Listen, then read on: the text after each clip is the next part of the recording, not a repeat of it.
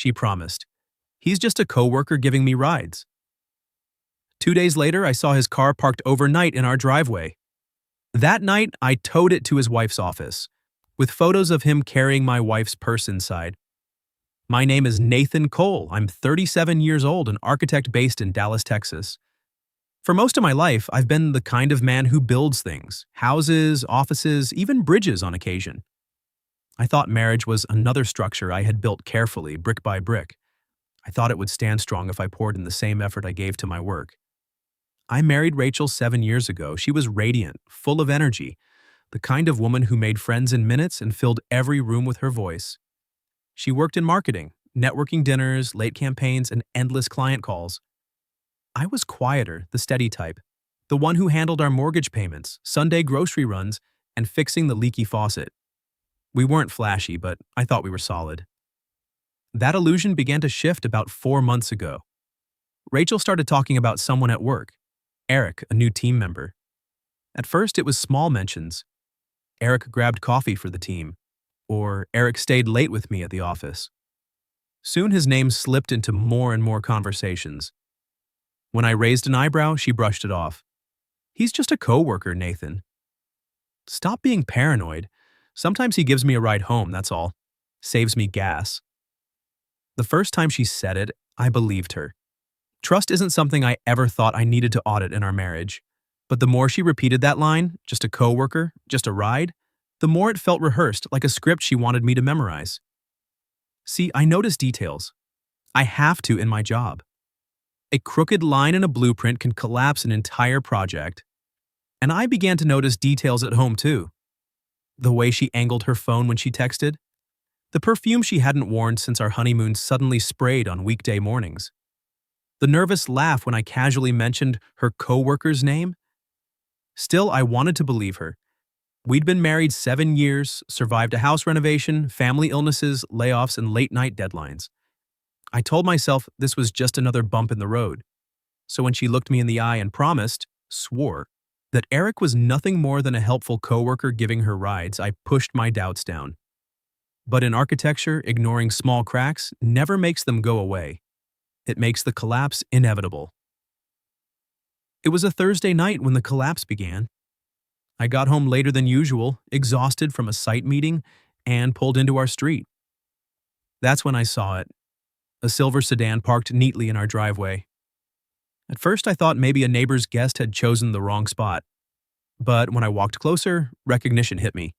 The same car Rachel once pointed out casually in the office parking lot. Eric's car. And there, on the back seat, was something that knocked the air out of me. Rachel's purse tossed carelessly like it belonged there. That was the night I realized her promise wasn't worth the breath it took to say it. I didn't storm inside that night. That's what most people expect. That I would fling open the door, demand answers, shout, break something. But yelling doesn't rebuild walls that are already cracked. It only speeds the collapse.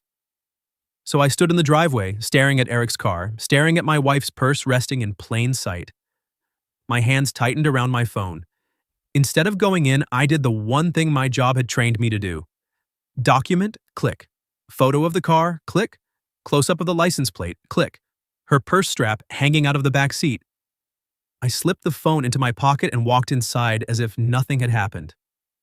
Rachel was on the couch, hair damp from a shower, Netflix humming softly in the background. She looked up, smiled, and asked about my day. Not a flicker of guilt on her face. Eric's car was still outside. That night, I barely slept. The glow of my phone lit up the bedroom while Rachel snored lightly beside me. I zoomed in on the photos, analyzing them like crime scene evidence. Every detail sharpened the edge of betrayal. By morning, the car was gone. She left early for work with her usual, "See you tonight," kiss on the cheek. My stomach churned at the casualness of it all. Over the next week, I noticed more. She lingered in the bathroom with her phone. She laughed at texts she wouldn't show me. She stayed later at work than usual, walking in past midnight with flimsy excuses about campaign deadlines. And twice more, Eric's silver sedan appeared in my driveway overnight. The second time, I woke up at 3 a.m., unable to breathe. I slipped out of bed, peered through the blinds and saw the silhouette of the car under the streetlight. I crept outside barefoot, the pavement cold against my feet, and circled the vehicle slowly. The windows were tinted, but the faint outline of two coffee cups sat in the cup holder. One still had lipstick on the rim. Click. Photo. Click. Another.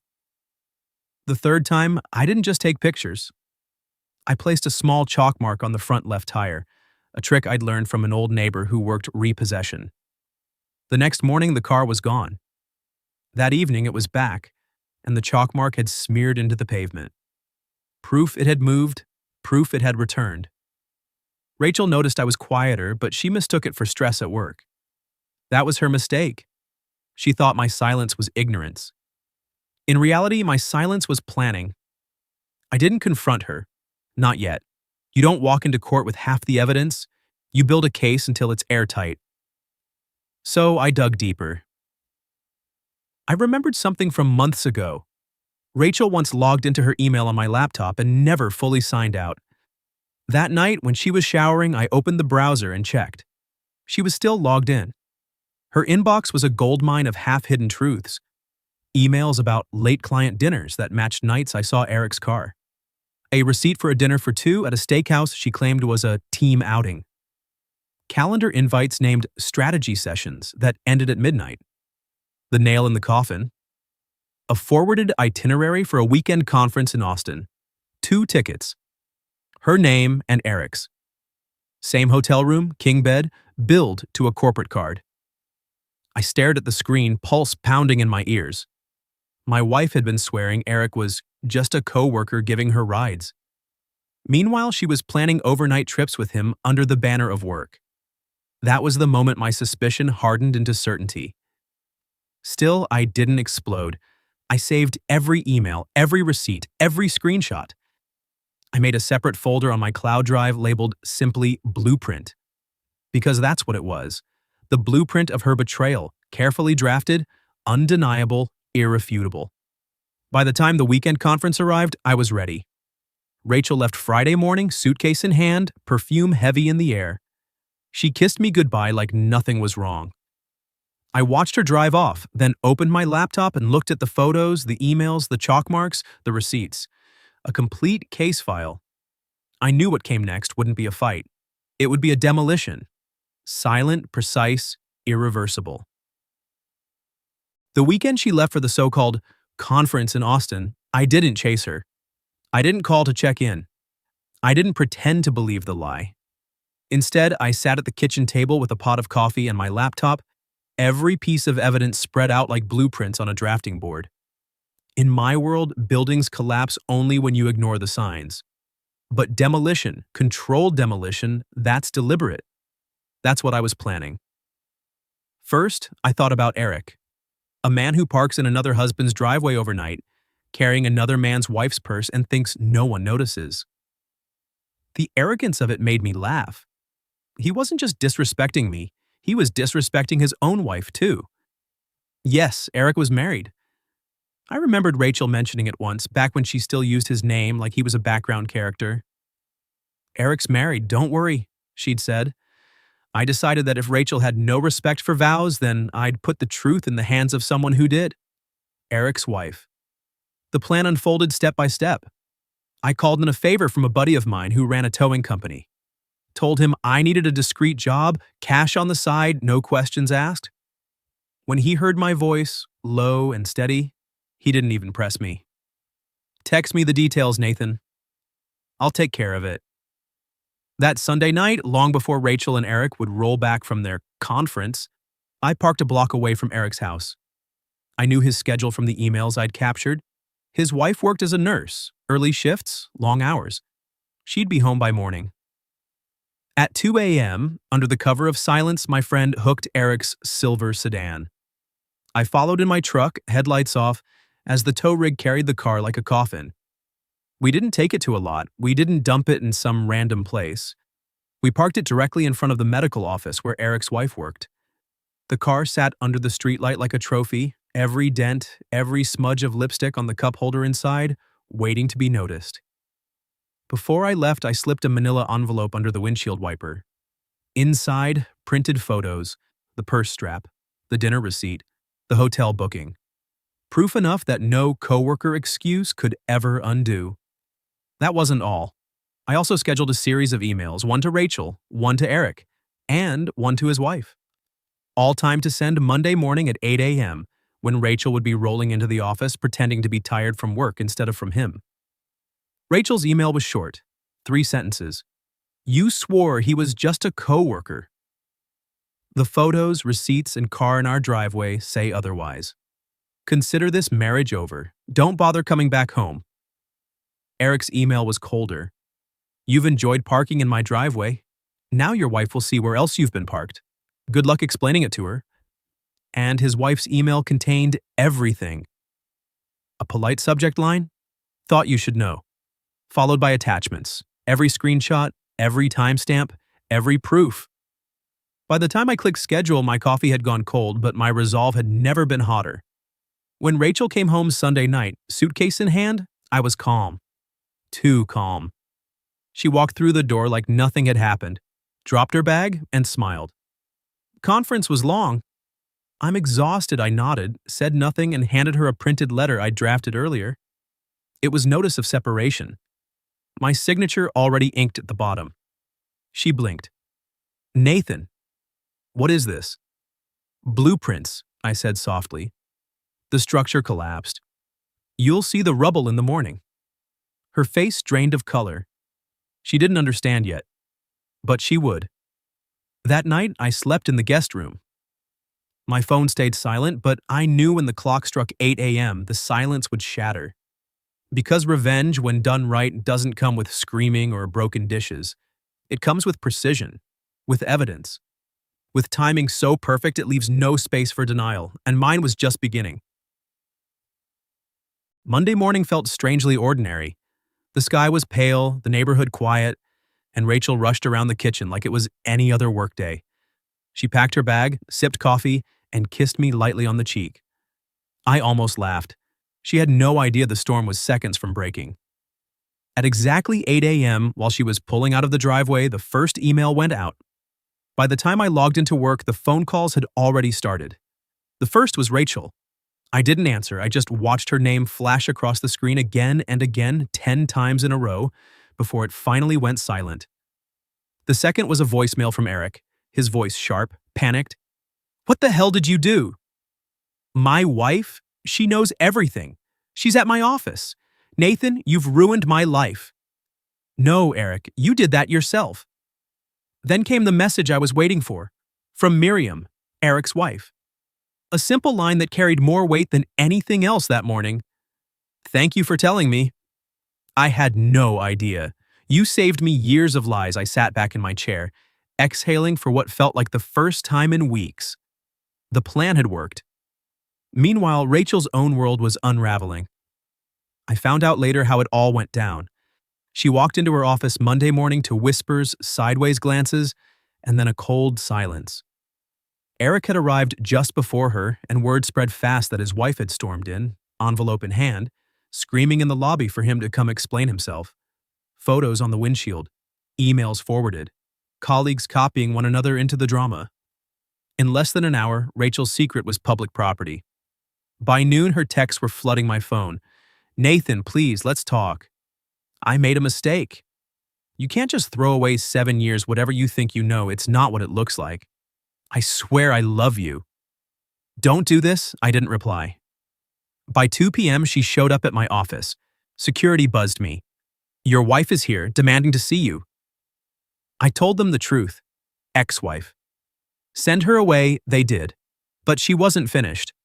That evening, she came home to find the locks changed. I'd already moved half her clothes into boxes and stacked them neatly in the garage. Her suitcase from Austin was still in the corner of the living room where she'd left it, unopened. She stood there, trembling, eyes red, voice cracking. Nathan, please. We can fix this. I looked at her the way an architect looks at a condemned building, cold, detached, already moving on. You swore he was just a coworker, I said quietly. 7 years, Rachel. And you traded it for backseat lies and hotel receipts? That's not a marriage. That's rubble. Her tears didn't move me, not anymore. While she sobbed, her phone kept buzzing on the counter. I glanced at the screen. Eric, then his wife, then a number labeled HR Director.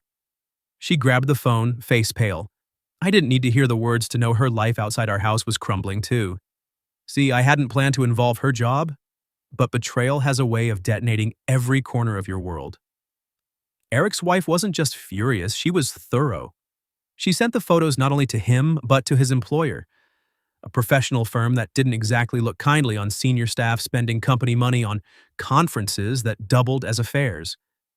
Rachel's name was all over those receipts.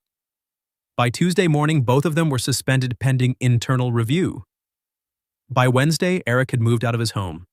Miriam filed for divorce, quick and brutal, with evidence airtight enough to leave him with little more than his clothes. Rachel? She was crashing at her sister's place, calling me every night, begging for a meeting. I didn't answer, because the fallout wasn't just about punishing her, it was about freeing myself. For 7 years, I thought stability was enough. That being steady, dependable, loyal, was the glue of marriage. But Rachel wanted excitement. She wanted risk, adrenaline, the kind of chaos Eric represented. Fine. Now she had it, in the form of a ruined career, a destroyed reputation, and a marriage reduced to ash. And me? I had silence. Peaceful, absolute silence in a house that no longer felt like a lie. I didn't need to shout. I didn't need to break dishes. I just let the truth do its work. By the end of the week, Rachel had stopped calling, but Eric didn't. He left one final voicemail, his voice hoarse, defeated. You win, Nathan. You destroyed us. No, Eric. You both destroyed yourselves. I just turned on the lights so everyone could see the wreckage. By the time the weekend rolled around, the dust had started to settle. At least for me. For Rachel, it was only beginning. I filed the separation papers that Friday morning. The lawyer I hired looked over the evidence folder I'd titled Blueprint and whistled low. You've built an airtight case, Nathan. No court is going to look at this and call it speculation. You'll walk away clean. That's all I wanted. Rachel, on the other hand, was unraveling. Word spread quickly in Dallas's marketing circles. An accidental leak of the hotel receipts made its way onto a professional forum. Colleagues whispered. Clients raised eyebrows. And suddenly, the woman who prided herself on networking couldn't get anyone to return her calls. Eric's situation was no better. His wife Miriam filed for divorce with ruthless efficiency, citing adultery and financial misconduct. Eric lost not just his marriage but his professional standing too. His firm cut ties the same week, citing ethical violations. Two people who had mocked loyalty were now discovering what life looked like without it. Meanwhile, I found myself breathing easier for the first time in years. The house was quiet, but it wasn't empty. It was peaceful. I started rediscovering old habits I'd abandoned. Early morning runs by White Rock Lake, sketching buildings not for clients but for myself, even cooking dinners instead of eating takeout with Rachel half scrolling her phone. One evening I sat on the porch with a bourbon in hand watching the Texas sun burn red across the horizon. My phone buzzed. A message from Miriam. How are you holding up? I stared at it for a long moment before replying. Better than I thought I would. She answered almost instantly. Same. Maybe someday we can trade survival stories over coffee. I smiled, not a romantic smile, not yet, but a human one. A recognition that out of the rubble there might be something worth salvaging. Rachel tried one last time the following week. She showed up at the house with tears staining her face, carrying the purse Eric once paraded around like a trophy. She set it on the porch railing and whispered, I don't want this anymore. I just want us. I shook my head. Rachel, you wanted excitement. You wanted a man who lived in parking lots and hotel rooms. I built a home. You abandoned it. And now, it's condemned. There's no rebuilding this. Her shoulders sagged. She didn't argue. She just picked up the purse and walked down the street, smaller with each step until she disappeared. That was the last time I saw her. Months passed. The divorce finalized. The house became mine alone. My life became simpler. No more second guessing. No more analyzing shadows and lipstick stains, just quiet. It's strange. People always talk about revenge like it's fire, loud, destructive, scorching everything in its path. But my revenge was more like architecture. Careful, methodical, precise. I didn't need to scream or slam doors. I just pulled the right supports away and the whole rotten structure collapsed under its own weight. Rachel lost her career. Eric lost his marriage. And I gained back something I hadn't realized I'd been missing. Myself. One Saturday, I ran into Miriam at a coffee shop. She was wearing her nurse's scrubs, hair tied back, looking exhausted but alive. She smiled when she saw me. "Guess we both survived the demolition," she said. "Yeah," I replied, lifting my cup. "We did." We sat together, two people who had walked through the fire and come out scorched but standing. No promises, no expectations. Just the quiet comfort of knowing that sometimes, when the old structure falls apart, it clears space for something stronger to rise. And as I walked back to my truck, I realized something. Revenge hadn't just been about making Rachel pay. It was about reminding myself that I was never as powerless as she thought. I built my life once. I could build it again. And this time, the foundation would be unshakable. I used to think betrayal was like an earthquake, sudden, violent, impossible to predict. But the truth is, it's more like water damage. Quiet, hidden, spreading behind walls until one day the ceiling caves in. Rachel's betrayal didn't happen overnight. It happened in the pauses, in the sideways glances at her phone, in the too easy promises about just a coworker. I ignored the signs because I wanted to believe we were solid. And maybe that's my fault. I thought love alone could reinforce weak foundations. But here's what I learned. Trust isn't a renovation project. You can't patch over rot and expect the structure to hold. Once contempt creeps in, once loyalty cracks, the building is already condemned. Revenge wasn't about destroying her. Not really. It was about refusing to let myself be destroyed. About showing her, and reminding myself, that I wasn't some background character in her secret drama. I was the architect of my own life. And architects don't beg collapsing walls to stand. They bring them down with precision and start fresh. I won't lie. Watching the fallout was satisfying. The phone calls she couldn't escape, the whispers at her office, the look on her face when she realized the locks had changed. That was justice. Quiet, deliberate, undeniable justice. But the deeper satisfaction didn't come from her downfall. It came from the silence afterward, from the mornings when I woke up alone and didn't feel suspicion gnawing at me, from the evenings when I sat on my porch and the only sound was the wind through the trees. Peace. That was the real reward. If you're listening to this and you've been where I was, doubting yourself, questioning the small details you notice, trust your instincts. They aren't paranoia. They're the blueprint your gut draws when something isn't right. And if someone ever forces you into that impossible choice, between their lies and your self-respect, choose yourself every time. It might feel like demolition. It might feel like standing in rubble. But rubble is still better than living in a house built on cracks. Rachel once told me I was boring reliable, predictable. She said it like it was an insult. But you know what? Reliability is what holds skyscrapers upright in a storm. Predictability is what keeps bridges standing when thousands cross every day. Boring is the reason buildings don't fall. And someday, I'll find someone who understands that. As for Rachel and Eric, I don't think about them much anymore.